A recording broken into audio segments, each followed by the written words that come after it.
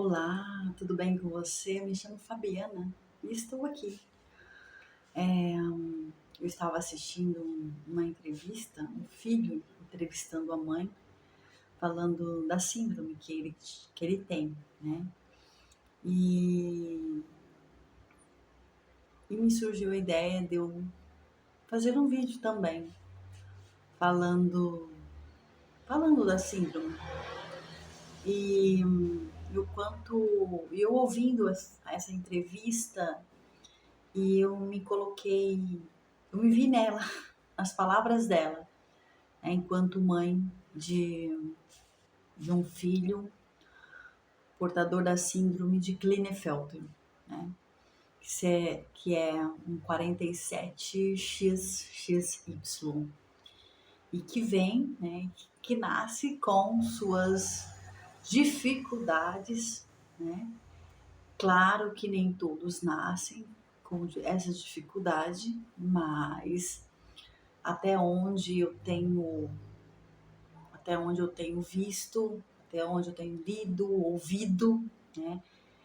Esses jovens, essas crianças, eles têm sim uma dificuldade de aprendizagem, de linguagem, né? Mas cada criança é única, então umas podem ter, outras não. Alguns nascem com alguns problemas, né? Mas juntos, né? Com os transtornos e pelo qual tem que ser cuidado também. O meu filho, portador da síndrome de Klinefelter 47XXY,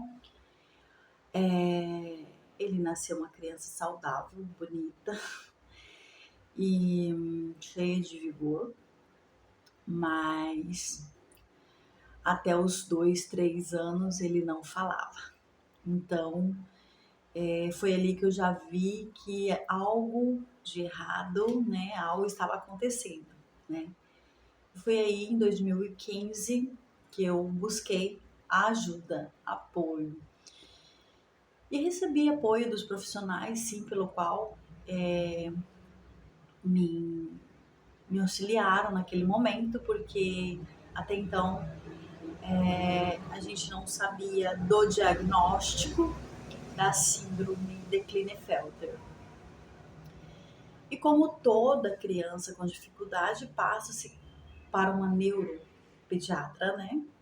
Para os devidas análises, né? Para ver o que está acontecendo, o que tem, né? E o meu filho, ela descartou, né? O autismo, ela descartou o autismo por causa de algumas leves características que não definiria a síndrome, né? Do autismo.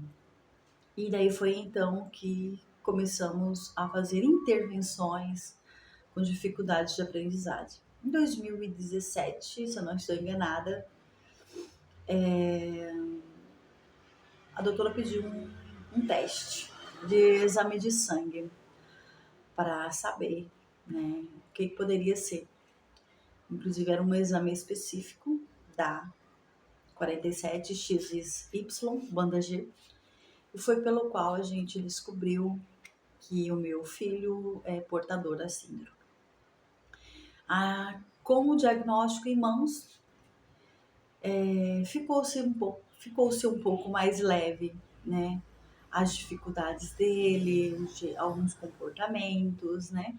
Mas na prática, né, da escola, em acompanhamentos, foi um pouco mais tenso, né? Por ser um diagnóstico não muito conhecido, né, aqui na minha região. Então, eu sofri bastante e, graças a Deus, eu venci, estou vencendo a cada dia. Mas meu filho tem, sim, com ele, né, acontece alguns transtornos, né, leves, mas isso não impede dele seguir sua vida. Além, alguns me perguntam, O que é essa síndrome acarreta? Nos homens, seria a infertilidade, né? E por isso acontece deles fazer acompanhamento com um especialista, endocrinologista, inclusive o meu menino faz acompanhamento com o endocrinologista desde 2017, que a gente descobriu a síndrome. E também fazia acompanhamento, fazia, porque agora ele tá com 1,94 m, que é uma das características, ser uma criança bem mais alta, tá em 14 anos e 1,94 m de altura. E também continua fazendo acompanhamento com endócrino. Hoje ele já não vai mais na psicóloga. Não porque eu não queira, mas porque é uma resistência dele. E assim, é muito complexo de explicar, né? Mas eu, enquanto mãe, e juntamente com a psicóloga dele que atendia, a gente entende o caso.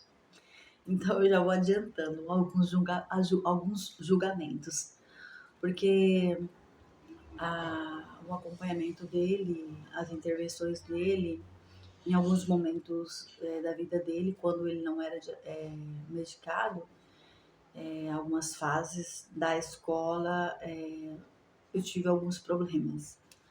Mas esses problemas, na maioria das vezes, mesmo ele não estando medicado, ele estava correto. Por ele ser uma criança curiosa, né? Uma das características dele é ser curioso, querer aprender as coisas, mesmo com dificuldade. E ele estava no caminho certo. Isso foi reconhecido perante a direção da escola, em algumas escolas, é claro. Porque às vezes é complicado falar de uma criança com dificuldades, né, de socialização, com quem às vezes não tem nem diagnóstico, quem não tem, como se diz, que está ali para ajudar, mas não ajuda. Mas tudo bem, tudo bem. Hoje eu digo que o que passou foi apenas uma história, no sentido de acolhimento mesmo. Eu agradeço a Deus, ele foi meu pilar, né? Meu pilar para direcionamentos. Como eu sou pedagoga, né? Não atuo na área da educação em escola, eu tenho o próprio espaço, né? Então, eu automaticamente auxiliei meu filho em algumas dificuldades que ele tinha, né? Mas aí vem, Fábio, até que ponto você conseguiu auxiliar ele? Até quando ele passou a entender que queria me mostrar o bom para mim, o certo, o correto, o que ele já tinha feito. Ele decidiu não aceitar mais os meus ensinos, né? Meu direcionamento para ele aprender. Aí, outros profissionais tiveram que estar auxiliando ele um pouco mais dobrado. Até algumas tarefas de casa era eles que faziam. Hoje, meu filho está com 14 anos, né? Tem sim uma dificuldade de aprendizagem, né?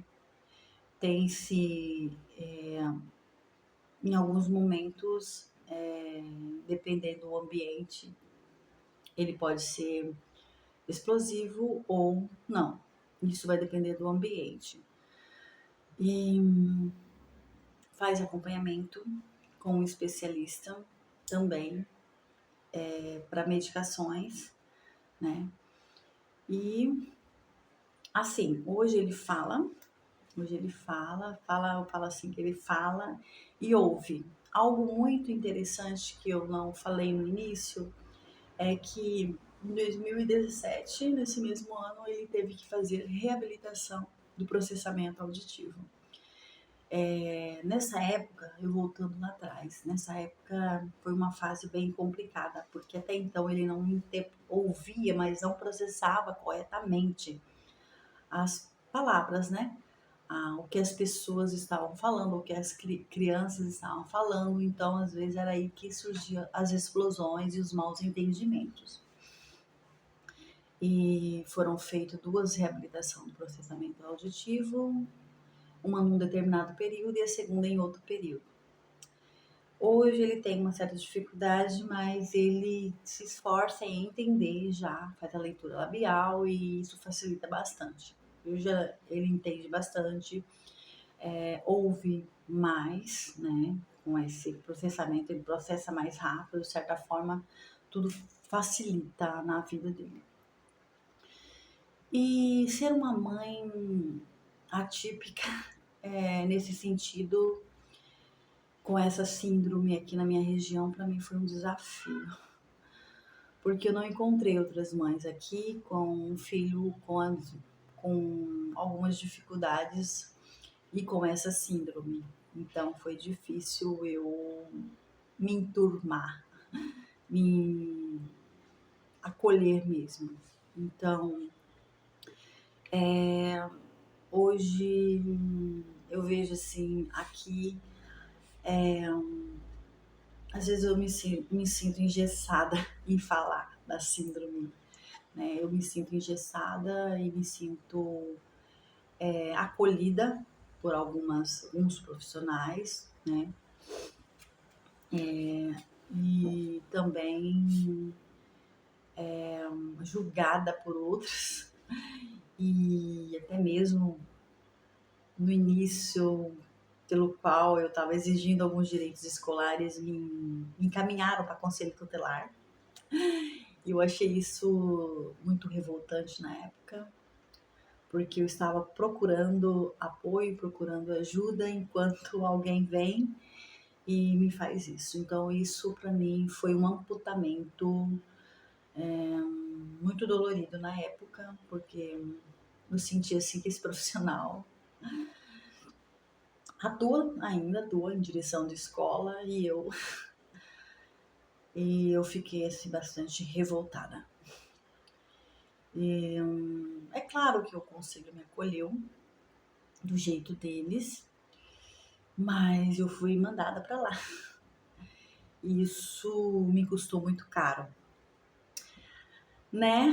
Geslaine, né? Acho que me custou muito caro, porque às vezes dói muito, né?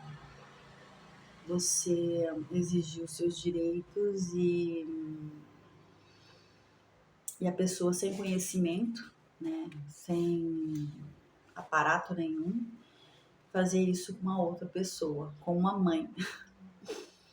Mas eu agradeço a Deus por ter me dado força, por ter me dado discernimento, porque não é por acaso que eu sempre fui da minha comunidade, da minha igreja, mas o que salva não é a igreja, é Deus, é Jesus Cristo. Então Ele que nos media, nos direciona, e hoje eu tenho a agradecer demais. Miguel está com 14 anos, está numa escola, e eu também tenho as dificuldades lá, eu também tento falar um pouco mais dele, mas eu me sinto acolhida. Hoje o que me preocupa às vezes não é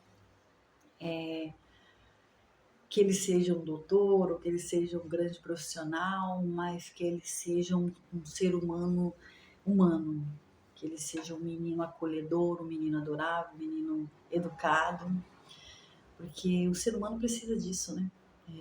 Desse espaço, desse leque para o mundo, para a vida. É isso, falar da síndrome de Klinefelter para mim é sempre um desafio, é sempre gratificante também. Mas hoje eu tenho um espaço, esse meu espaço, eu diria que eu aprendi muito com o Miguel, então eu fui juntando o meu conhecimento que eu busquei para ele, a meu favor também enquanto profissional, para ajudar outras mães com crianças com dificuldades de aprendizagem, mesmo sem diagnósticos de autismo, de síndrome de Klinefelter, de síndrome de Down, de síndrome de Turner, e tem outros síndromes também, né? Hoje em dia a gente tem, e vamos ter uma visão aberta, né, para as dificuldades de aprendizagem de crianças que não têm os síndromes também. E é isso que eu queria passar aqui para vocês que estão me assistindo. Gratidão e obrigado por ficar comigo até agora.